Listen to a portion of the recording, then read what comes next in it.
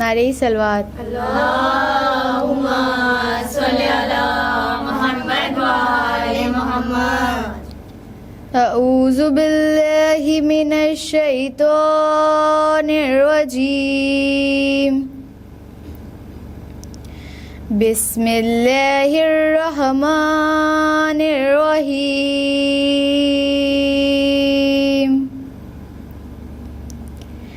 یاسین والقرآن الحکیم انک لمن المرسلین علی صراط مستقیم تنزیل العزیز الرحیم لتنذر قوما ما انذر آباؤهم فهم غافلون لقد حق القول على أكثرهم فهم لا يؤمنون إنا جعلنا في أعناقهم أغلالا فهي إلى الأذقان فهم مقمحون وجعلنا من بين يديهم سدا ومن خلفهم سدا فغشيناهم فهم لا يبصرون وسواء عليهم أأنذرتهم أم لم تنذرهم لا يؤمنون إنما تنذر من اتبع الذكر وخشي الرحمن بالغيب فبشره بمغفرة وأجر كريم. إنا نحن نحيي الموتى ونكتب ما قدموا وآثارهم وكل شيء أحصيناه في إمام مبين. وأضرب لهم مثلا أصحاب القرية إذ جاء المرسلون إذ أرسلنا إليهم اثنين فكذبوهما فعزينا بثلاث فقالوا إنا إليكم مرسلون قالوا ما أنتم إلا بشر مثلنا وما أنزل الرحمن من شيء إن أنتم إلا تكذبون. صدق الله العلي العظيم وصدق رسوله النبي الكريم. اللهم صل وسلم وزد وبارك على رسول الله وآله الأطهار على رسول الله وآله الأطهار. اللهم صل على محمد وآل محمد وعجل فرج. کہ جس نے زمین کا فرش اور آسمان کا شامیانہ لگایا اور اس کی زینت کے لیے چاند اور ستاروں کو خلق کیا، وہی پروردگار عالم اپنی پاک کتاب قرآن مجید میں ارشاد فرما رہا ہے وما ادراک ما لیلۃ القدر، کہ تم کیا جانو شب قدر کیا ہے. جیسا کہ کنیزان سیدہ آپ لوگ جانتی ہیں کہ یہ ماہ رمضان کا مہینہ بہت ہی رحمتوں والا اور بہت ہی برکتوں والا ہے. اس مہینے میں پروردگار عالم اپنے مخلوق کی میزبانی کر رہا ہے. اور میزبانی بھی کیسے کر رہا ہے؟ ہم اگر کسی کو گھر پہ بلاتے ہیں تو اچھا کھانا کھلا کر دسترخوان لگا کر میزبانی کرتے ہیں، لیکن پروردگار کہہ رہا ہے کہ میں میزبان ہوں، میرے پاس بھوکے اور پیاسے آؤ، میں بھوک اور پیاس سے تمہاری میزبانی کروں گا. اب ماہ رمضان کا جب چاند نکلا تو امام سجاد علیہ السلام نے چاند سے کہا کہ تم کتنے برکت والے ہو، تمہارے آنے سے اس مہینے میں کتنی رحمتیں نازل ہوئیں کہ جس کو پروردگار نے اپنا مہینہ بتایا ہے۔ ایسا نہیں ہے کہ یہ سارے مہینے اللہ کے نہیں ہیں، یہ ساری چیزیں اللہ کی نہیں ہیں، پوری کائنات اللہ کی ہے، لیکن اگر پروردگار عالم کسی چیز کو اشارہ کر رہا ہے کہ یہ میرا ہے تو اس میں کوئی خاص بات ہوگی، اور اس میں خاص بات یہ ہے کہ پروردگار کہہ رہا ہے میں نے اس مہینے میں قرآن مجید کو نازل کرا۔ صلوات پڑھے بر محمد والے محمد۔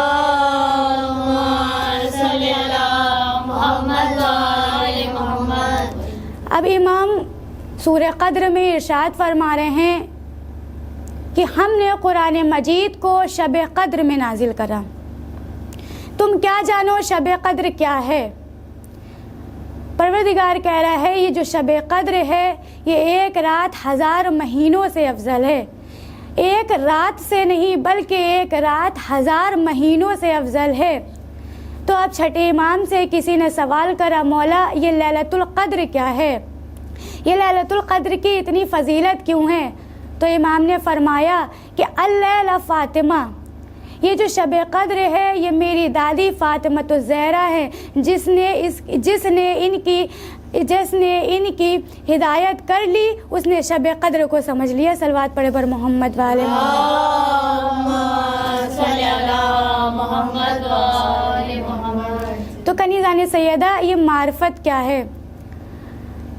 کیوں چھٹے امام نے کہا کہ جو شخص سارے اماموں کو جانتا ہو اور اپنے وقت کے امام کو نہ پہچانتا ہو وہ مسلمان تو کہلائے گا لیکن مومن نہیں کہلائے گا۔ نتیجہ یہ ہے کہ جو شخص اپنے امام کو جانے بغیر مر جائے اس کی موت جاہلیت کی موت ہوگی۔ دوسری بات یہ کہ وہ اپنے دین سے گمراہ ہو جائے گا۔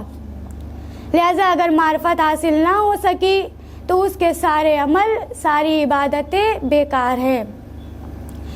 19 کی صبح مولا علی مسجد کوفہ میں سجدے میں سر رکھ کے انہی نے ایک جملہ کہا فزت برب الکعبہ، رب کعبہ کی قسم میں کامیاب ہو گیا۔ ادھر مولا علی نے جملہ کہا، ادھر قاتل کے ہاتھ سے تلوار گر گئی، کہا میں قتل کر کے بھی ناکام ہو گیا، علی سجدہ کر کے بھی کامیاب ہو گئے۔ صلوات پڑھے پر محمد والے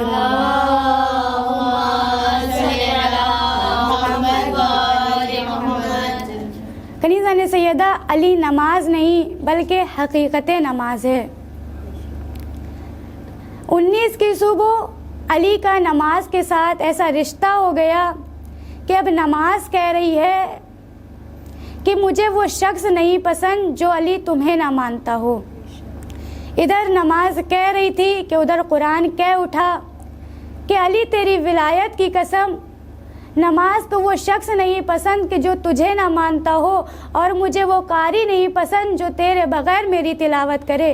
اب توجہ کنیزان سیدہ، مصلی کو وہ نمازی نہیں چاہیے، قرآن کو وہ قاری نہیں چاہیے، کعبے کو وہ ہادی نہیں چاہیے، نبی کو وہ صحابی نہیں چاہیے، شریف ماں کو وہ بچہ نہیں چاہیے کہ جس کے دل میں علی ابن ابی طالب کی محبت نہ ہو۔ علی کو چھوڑنے سے نقصان سبھی کا ہوتا ہے، کسی کو یہاں پتہ چلتا ہے کسی کو قبر میں۔ زمانہ کہتا ہے کہ ہم اگر علی کو چھوڑ دیں تو بھی میرا کوئی نقصان نہیں، اور علی کو مان لیں تب بھی کوئی میرا فائدہ نہیں۔ تو میں یہ کہوں گی کہ سارا زمانہ علی کو چھوڑ دے، علی کا جاتا کچھ نہیں، لیکن جسے علی چھوڑ دے اس کا رہتا کچھ نہیں۔ صلوات پڑھے بر محمد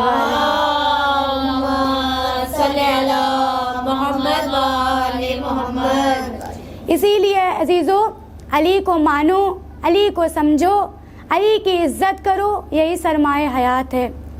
علی کے معنی ہیں بلندی کے۔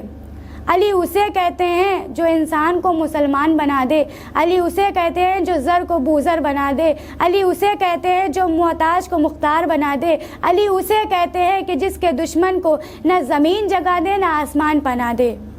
یہی وجہ ہے کہ رسول اکرم بھی تعریف کرتے ہوئے نظر آ رہے ہیں، کبھی کہہ رہے ہیں کہ ہم اور علی بالکل اسی طرح سے ہیں جیسے موسیٰ کے لیے ہارون تھے، کبھی کہتے ہوئے نظر آ رہے ہیں کہ میری اور علی کی نسبت اسی طرح سے ہے جیسے سر اور جسم کی ہوتی ہے. کبھی کہتے ہوئے نظر آ رہے ہیں کہ انا مدینۃ العلم و علی بابھا. کنیزان سیدہ کیا کہنا مولا علی کی فضیلتوں کا، جو اپنے کاندھوں پہ غلات کی بوریاں لاد کے یتیموں اور مسکینوں کو دیتے چلے جا رہے ہیں. جن کے والد نہیں ہیں ان کے سر پہ دست شفقت پھیر رہے ہیں اور کہہ رہے ہیں کہ دیکھو اپنے آپ کو یتیم مت سمجھنا کیونکہ تمہارا بابا علی مرتضیٰ ہے. ہاں عزیزو، جو علی سب کے سروں پہ دست شفقت پھیرتے تھے، سب پہ رحم و کرم کرتے تھے، وہ علی 19 کی شب اپنے صحن میں ٹہل رہے ہیں. جناب ام کلثوم نے دیکھا کہ بابا بہت پریشان ہیں، بہت الجھن میں ہیں اور اپنے صحن میں ٹہل رہے ہیں. قریب آ کر کہا کہ بابا کیا بات ہے؟ کہا بیٹی آج میری ملاقات رسول خدا سے ہوگی.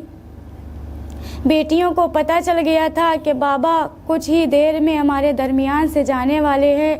جب مولا علی گھر سے نکلے تو مرغابیوں نے ان کا راستہ روک لیا.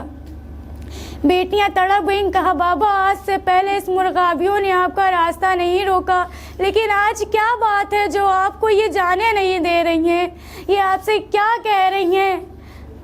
مولا علی نے کہا بیٹی یہ میرا نوحہ پڑھ رہی ہیں. جب مولا علی گھر سے نکلے مسجد کوفہ پہنچے، دیکھا ابن ملجم لیٹا ہوا تھا. مولا علی نے ٹھوکر ماری اور کہا اٹھ، تو جس کام کے لیے آیا ہے وہ کام کر. میں جس کے لیے آیا ہوں میں وہ کرنے جا رہا ہوں. بس مولا نے نماز کو شروع کرا. ہاں عزیزو، پہلی رکعت کا پہلا سجدہ تھا کہ ابن ملجم نے ایسا وار کیا میرے مولا کا سر شگافت ہو گیا. سر شگافت ہونا تھا کہ ان کے بیٹوں نے ان کو سنبھال لیا. ایک طرف سے امام حسن نے سنبھالا، ایک طرف سے امام حسین نے سنبھالا. جب مولا علی کو گھر لے جانے لگے تو مولا علی ایک راستے پر رک گئے. کہا سارے صحابی یہیں پر رک جائیں، میرے ساتھ گھر نہ جائے. کہا مولا ہم آپ سے محبت کرتے ہیں، ہم آپ کی محبت میں آپ کے ساتھ گھر جا رہے ہیں. کہا نہیں، میری بیٹیوں کو خبر ہو گئی ہے کہ مجھے ضربت لگ چکی ہے، اس عالم میں بیٹیاں مجھے دیکھ کے تڑپ جائیں گی. اب سارے صحابی وہیں رک گئے. مولا علی گھر کے دروازے پر آئے. کہا حسن اور حسین مجھے کھڑا کر دو، مجھے اس عالم میں میری بیٹیاں نہیں دیکھ پائیں گی، مجھے اس طرح اپنی بیٹیوں کے سامنے نہیں جانا ہے. بس دروازے کا کھلنا تھا کہ مولا علی دروازے کے اندر داخل ہوئے. جناب زینب نے رو کر کہا بابا یہ کس نے آپ کا حال کر دیا ہے؟ اب طبیب کو بلایا گیا. طبیب مولا کا چاہنے والا تھا. طبیب کبھی زخم کو دیکھتا ہے، کبھی مولا کو دیکھتا ہے اور زاروں کا تار روتا ہے. امام حسین نے سبب پوچھا.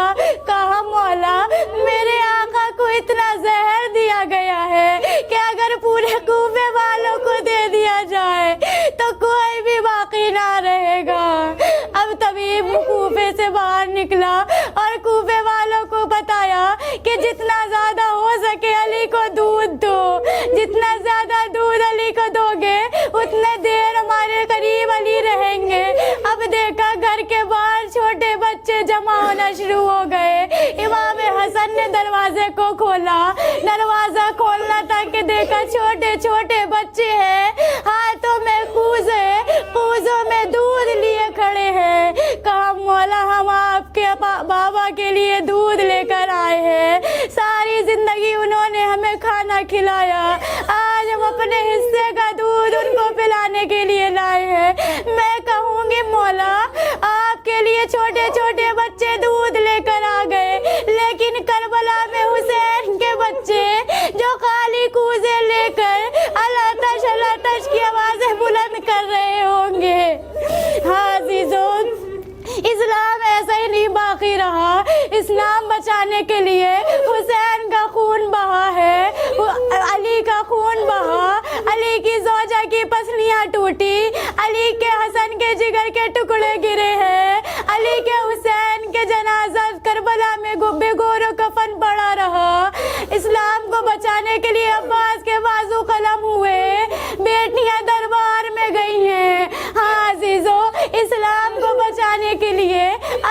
शहीद, अली की ज़ौजा शहीद, अली के भाई शहीद, अली के पोते शहीद, अली के नवासे शहीद। लफ्ज़ यूं कहूँ कि अली की बेटियां दरबार में ले जाई गई, अली की पोती को इतने तमाचे मारे कि रुखसारों का रंग बदल गया।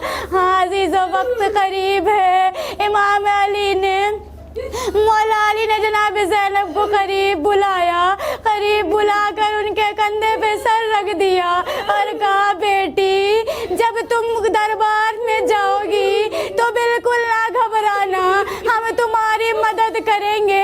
अजब मुक़द्दर था, मौला अली के जनाजे से जनाब ज़ैनब ने, मौला अली के जनाजे से जनाब ज़ैनब को इमाम हुसैन ने हटाया, लेकिन इमाम हुसैन के जनाजे से सकीना को शिमर ने तमाचे मार कर हटाया। अब मौला अली का जनाजा लेकर चले। मौला अली की वसीयत थी कि मेरे जनाजे को रात की तारीकी में दफन करना और मेरे जनाजे को एक ऊँटनी पर रख देना, जहाँ पे ये ऊँटनी रुक जाए वहीं पर मैं मुझे दफन कर देना, वहीं जब मेरे नूह की कब्र होगी वहीं मुझे दफना देना। अब ऊँटनी रुकी, इमाम हसन कब्र पे उतरे, इमाम हसन और इमाम हुसैन ने मौला अली को कब्र में उतारा, कब्र में उतार के दफन करके वापस आ रहे थे कि देखा एक बुजुर्ग था, वो बहुत रो रहा है, ज़ारो कतार रो रहा है, देखा वो नाबीना है। इमाम हसन कहते हैं, शख्स क्या तू भूखा है, तेरे खाने का इंतजाम करूं? कहा नहीं, मेरा एक दोस्त है जो रोज मेरे पास आता था, लेकिन आज 3 दिन हो गए हैं, 3 दिन से मेरे पास नहीं आया है। अल्लाह जाने उसे मेरी क्या बात बुरी लग गई है। कहा तेरे दोस्त का क्या नाम था? कहा मेरे दोस्त ने हमेशा नाम नहीं बताया, जब भी मैंने नाम पूछा कभी नाम नहीं बताता था, लेकिन एक निशानी है। कहा वो क्या निशानी है? कहा जैसे मेरे दोस्त के जिस्म से खुशबू आती थी उसी तरह तेरे जिस्म से खुशबू आ रही है। इमाम हुसैन रोते हैं, कहते वही तो मेरे बाबा अली मुर्तज़ा है जिन्हें अभी हम दफन करके आ रहे हैं। वो शख्स हाथ जोड़कर कहता है कि मुझे मेरे आका के पास ले चलो, मुझे नहीं पता था कि मेरे आका मुझे खाना खिलाते थे। हाँ ज़ादारो, वो शख्स अली की लहद पर गया, जैसे ही मौला अली की कब्र पर गया अपने आप को गिरा लिया और एक चीख मारी जिससे उसकी रूह परवास कर गई। सियालमुल लज़ीना यख़लिक़ूना इन्ना लिल्लाहि व इन्ना इलैहि राजिऊन।